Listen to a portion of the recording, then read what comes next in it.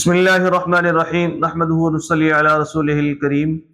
جی سوال ایک آیا ہے کہ فاطمہ نام کا مطلب کیا ہے؟ ہم تو سنتے رہتے ہیں فاطمہ، تو اس کا نام کا مطلب کیا ہے؟ تو رکھنا تو ویسے ہی بابرکت ہے۔ حضور صلی اللہ علیہ وسلم کی سب سے چھوٹی لاڈلی پیاری صاحبزادی حضرت فاطمہ رضی اللہ تعالی عنہا، تو ان کا نام تھا فاطمہ، اور 20 صحابیات کا نام بھی تھا فاطمہ۔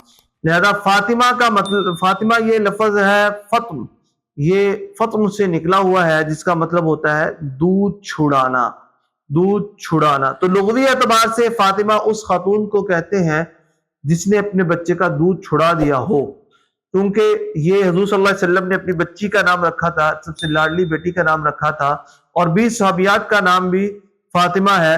لہذا بابرکت نام ہونے کے ساتھ ساتھ یہ نام رکھنا، وجہ سے یہ نام رکھنا درست ہے، اور چونکہ حضور صلی اللہ علیہ وسلم نے اپنی بچی کا رکھا، لہذا یہ نام رکھنا درست ہے۔ 20 صحابیات کا نام تھا، تو اس لیے یہ نام مزید بابرکت ہو گیا۔ حضرت فاطمہ کے نام سے تو اور زیادہ بابرکت ہو گیا۔ لہذا فاطمۃ کا مطلب، فاطمہ کا مطلب یہ ہے کہ وہ خاتون جس نے دودھ چھڑایا ہو، اور یہ نام رکھنا جائز ہے۔